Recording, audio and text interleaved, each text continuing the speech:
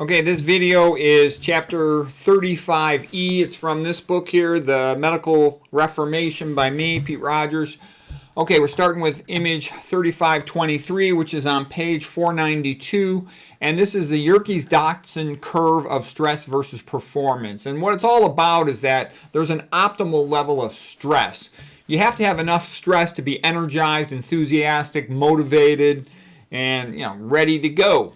So if you don't have any stress, if you don't have any sympathetic autonomic nervous system activation SANS, then you're kind of lazy, inattentive, unmotivated, half-assed, bored. Okay, you got to be pushing yourself a little bit. So that's in the flow, if you will. Meaning that this is called eustress, EU stress, true good stress. This guy named Krashen wrote about, learning language. You want what is called comprehensible input. It's a little bit challenging for you, but you can do it. Okay, so anyways, that's sort of good stress. Excessive stress impairs performance. That's distress, anxiety, being real upset about something. So that'll decrease performance. So that's basically what it comes down. Anytime you move, you increase stress a little bit. So it's like if you wake up at night to go to the bathroom, you don't want to move around too much, or you like wake yourself up by increasing your sympathetic activation, your stress hormones, so to speak. Okay, but at the same time, you got to get yourself into the right amount of enthusiasm in order to perform well academically or in sports.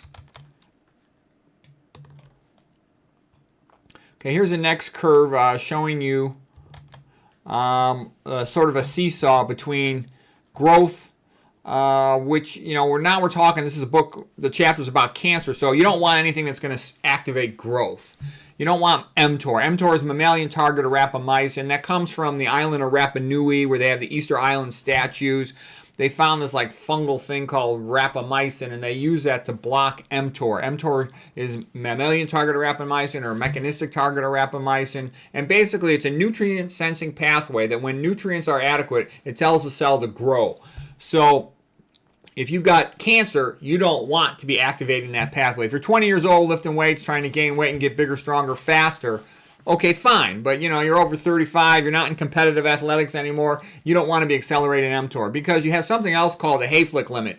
You only get about 60 cell divisions in your somatic body cells. So there's stem cells that are in special locations like in the gut, and there's also germ cells, which are reproductive cells in the ovary and the gonads, male testes, but the other cells, they're just regular somatic cells. Soma means body. So those cells only get about 60 divisions, and then they die. So you don't want to be accelerating the rate at which they replicate. So what activates mTOR? It tends to be the rate limiting step, tends to be like leucine. That's an amino acid, much more common in meat. It's a branched chain amino acid. So the young bodybuilder might take a protein supplement with branched chain amino acids. But by the way, I think amino acid protein supplements are stupid. They're often kidney toxic, nephrotoxic. But in terms of in an older adult, leucine is often a rate limiting step. Things that elevate insulin levels will activate mTOR. Elevated levels of iron have a tendency to contribute to activation of mTOR. Like a contractor getting ready to build a building, it has to have all the building materials available before it builds. So what I'm saying is you want to avoid things that cause insulin resistance. They'll tend to lead to elevations in insulin-like growth factor, like fat especially, saturated fat especially, which is animal fat. Animal proteins also going to lead to insulin resistance and hyperlipidemia. It sort of induces a mild anabolic state in the human body and elevates blood lipids. Let's see what else. Estrogenic chemicals also, you don't want those. Those will cause proliferation of cells in the breast, in the uterus, and in the prostate. So they're all going to increase cancer in those areas in general. You want to get your sleep. If you don't sleep well, you'll be stressed out and get the same hormones elevated. Cortisol and catecholamines, which is epinephrine and norepinephrine, are the hormones of psychological stress. So that's bad because that's going to lead to elevated blood lipids, elevated blood cholesterol, blood glucose. The psychological effects of the stress with the elevated cortisol, they're going to suppress your immune system. Cortisol shuts off your immune system. Your immune system is what removes cancer cells. So you don't want chronic high levels of psychological stress unnecessarily. And like I said, caffeine elevates the same hormones, so does sleep deprivation. So those things are bad. Okay, excessive sodium is bad. It'll cause a tendency. It does a couple negative things you don't want. It'll contribute to insulin resistance. It'll tend to get you to eat more. It'll tend to raise your blood pressure. It'll tend to lead to increased excretion of potassium and magnesium vasodilators. It's all bad. These are the things you want more of. You want to spend more time in PANS, parasympathetic autonomic nervous system. That's the brake rather than the accelerator, sympathetic autonomic nervous system, SANS. After you exercise, you activate a pathway called the AMPK pathway. You can also abbreviate AMP and then K. So it's the adenosine monophosphate, as instead of ATP, adenosine triphosphate, which is basically energy in a cell, like a $20 bill is an ATP, activated protein kinase. And so what that happens is when you've been exercising a lot, you're a little tired. So your ATP storage levels in your cell become kind of low, depleted. So what happens is your body activates this AMPK pathway. It's like the opposite of mTOR, and it sort of says, look, we cannot grow right now. We are too low on energy. We need to reestablish our energy levels. And so let's just take some time to make some ATP, and you might undergo, mitophagy, where you sort of check out your mitochondria, make sure they're all functioning well, recycle the old ones that aren't working well. So this is like a maintenance phase, and that's what you want. A lot of the people I've seen make the greatest recoveries from metastatic cancer and be alive 20, 30, 40 years later. They were exercising a lot, like look at Ruth Heydrich. Look at that Janet Murray lady in Australia who ran a marathon every day for one whole year. She's alive more than 20 years after metastatic cancer, and there's other ones too. So what else? Keeping a thin body weight. If you're fat, you tend to get a spillover effect, and you're releasing fatty acids into the blood, causing hyperlipidemia, increasing activation of mTOR, bad stuff you don't want, increasing inflammation, nonspecific, etc., and inactivating your NK cells, which are part of your immune system, remove cancer cells, all bad. Sleep, love, it's sort of like a happy, time around friendship, positive people that have a similar purpose to you, whatever that goal might be. All of that relaxes you, puts you into more parasympathetic. Religious people, lowers your stress. You sort of give it over to God, some of it, and you see a purpose in your life, meaning, okay? All that stuff makes you stronger. Attitude of gratitude. By lowering your stress, you increase the function of your immune system, so it's good for you, okay?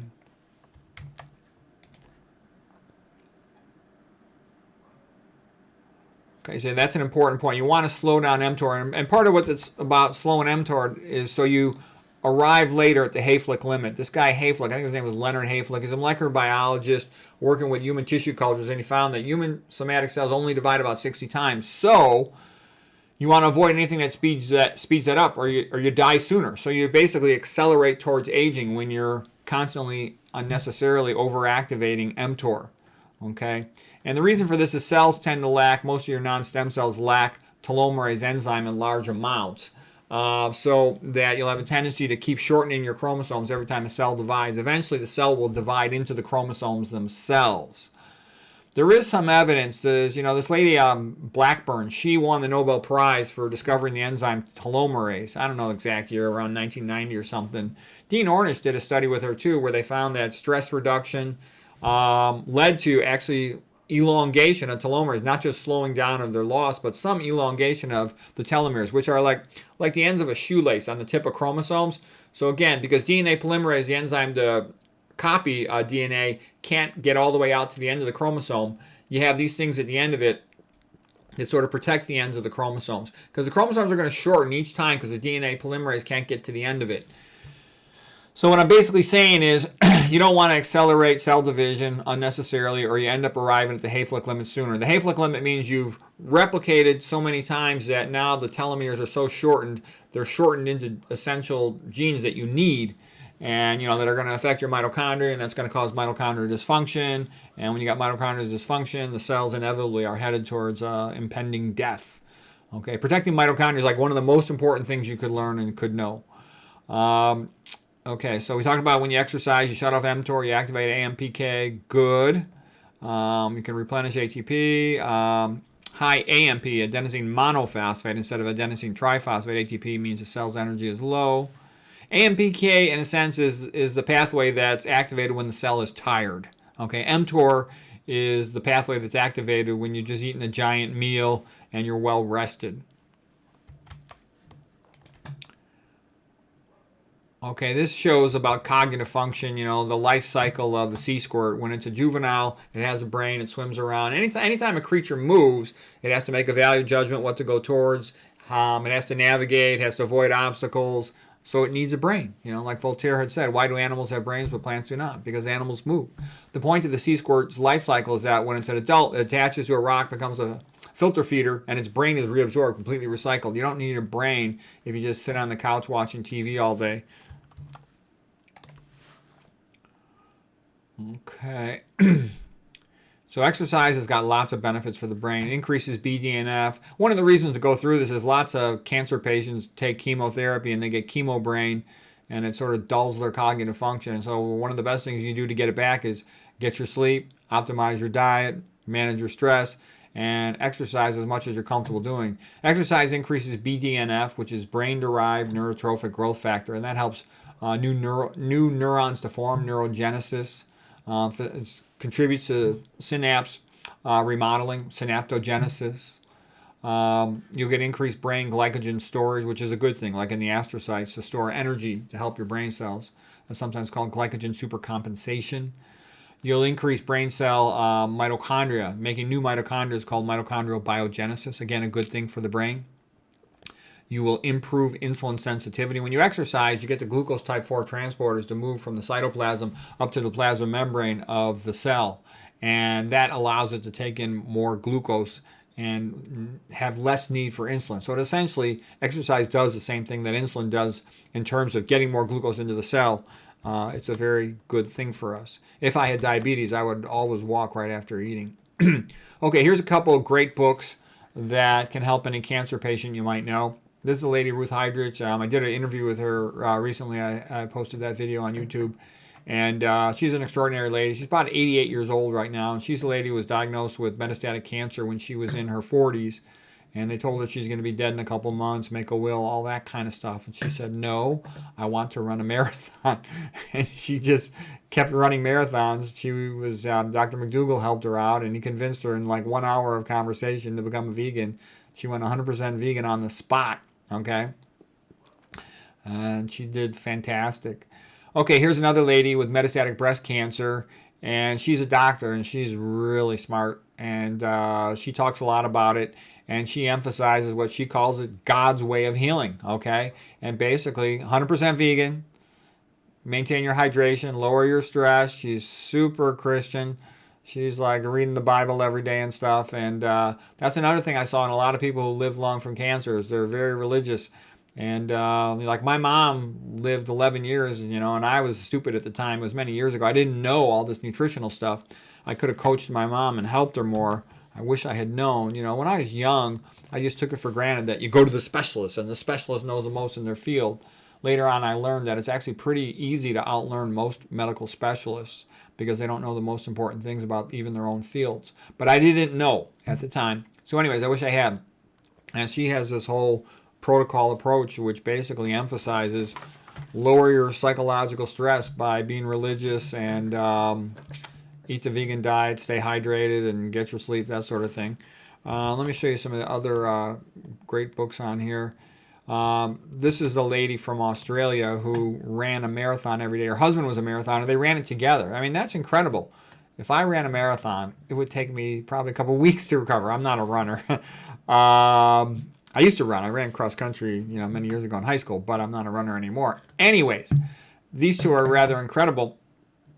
Running a marathon every day, 365 days in a row, all around the periphery of Australia. And she's alive like more than 20 years after being diagnosed with metastatic breast cancer. They told her the same thing as, well, it looks like you're practically dead, make a will. We can try chemo. And she decided not to get chemo. She actually had some minor form of almost like a homeopathy chemo briefly. You can read her book. It's a really good book. Okay, here's another book called Tripping Over the Truth. And this is Travis Christopher. Her name is Janet Murray.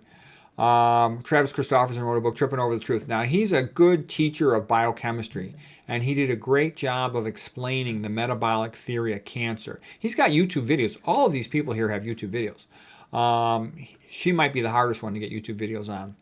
You can find videos of her on other channels. Travis Christopherson, he did a great job of explaining the biochemistry of the metabolic theory of cancer. You know, he's a little bit affiliated with that guy Seyfried, Thomas Seyfried, who did a lot of good research on the metabolic theory of cancer, but both of them really don't know much about nutrition. I would not look to them as a guide for nutrition. I think their nutrition knowledge is far behind their biochemistry knowledge. Okay, sunshine is your friend. With sunshine, you get more vitamin D in a good way. It's better to get the vitamin D from the sunshine, and that strengthens your immune system. Will help you to prevent your cancer. It also does some other things. It releases nitric oxide precursors. That's why it feels so good to stand in the sun. So you get a systemic vasodilation as those are converted to nitric oxide. It also helps the body generate more sulfates for the endothelial glycocalyx, and that helps maintain your cell borders the way you want to, like for your blood cells and for your endothelial cells lining your arteries. It's all good. Okay, we're going to briefly talk a little bit about iron here. So iron is essential for life. Bacteria can't grow without iron. So if you look at an egg, the eggshell's permeable to bacteria. The yolk in the center is where the embryo is, the living creature of the future chicken. Okay, and then you have the egg yolk, which is mostly protein in the periphery. So the key thing to know is that the egg white has no iron in it. And the bacteria, even though they can get through the shell, they can't get through the egg white because of the lack of iron. And it's like a person who, you know, a human being by themselves without any supplies can't walk across the desert because there's no water. So what's the point of all this? The human body sequesters iron in order to prevent bacteria from growing. And sequestering iron also helps prevent cancer from growing. So you don't want high levels of iron in your blood.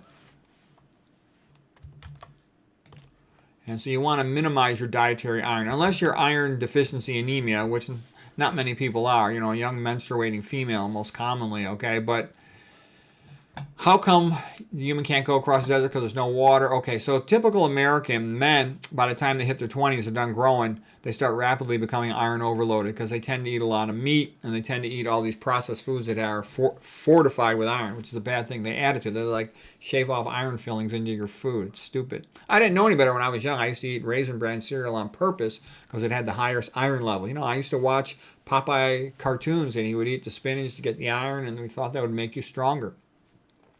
Okay, the women start getting iron overloaded typically after menopause, once they stop menstruating. If they have a hysterectomy at a younger age, let's say for fibroids or something, they'll start becoming iron overloaded immediately after that. Okay, so in general, you take a look, you know, when you eat an animal, the iron's right in the center of the hemoglobin in the blood, okay, for binding to oxygen. So that's bad. That's another reason why you don't want to eat animal foods. When you eat a plant, the chlorophyll has magnesium in the center. You want magnesium. Magnesium is one of the most common deficiencies of Americans. The vast majority of Americans, I don't know the exact percent, somewhere in the 90s are magnesium deficient. So all you got to do is eat plants. You get magnesium right in the center of chlorophyll. Okay. Magnesium is a vasodilator. It works in conjunction with ATP reactions, and it also is needed to properly manage your potassium. Okay, so here's the point. Why is iron so bad? The reason iron is so bad is when you have excessive amounts of iron, you'll have more free iron getting into the blood, for example, or also getting into your mitochondria. Free iron can undergo what is called ferrous redox cycling. Ferrous means like rust in Latin. Okay, that reddish color. So ferrous redox cycling means that it can cycle back and forth between Fe2 plus and Fe3 plus. And as it cycles back and forth between so it has a variable valence, a variable charge on it. It's a transitional metal. And as it cycles between Fe2 plus and Fe3 plus, it can give off electrons to oxygen and generate free radicals, generate superoxides. And these superoxides can also undergo, it can lead to a process that's going to lead to producing hydrogen peroxide and subsequently producing hydroxyl radicals. Okay, and these hydroxyl radicals can be very damaging to your cells. They can damage the DNA in your mitochondria, damage your inner mitochondrial membrane, damage other membranes like your plasma membranes of cells. They're real bad. So you don't want excessive free iron. The body can store a lot of it. It sequesters it with iron-binding proteins, but you don't want extra iron on board. Okay, and this is called it becomes an autocatalyst, and it can just generate a lot of these free radicals very quick and do a lot of damage. It's real common when you read about all the neurodegenerative diseases. It's very common that iron is involved in oxidizing brain cells.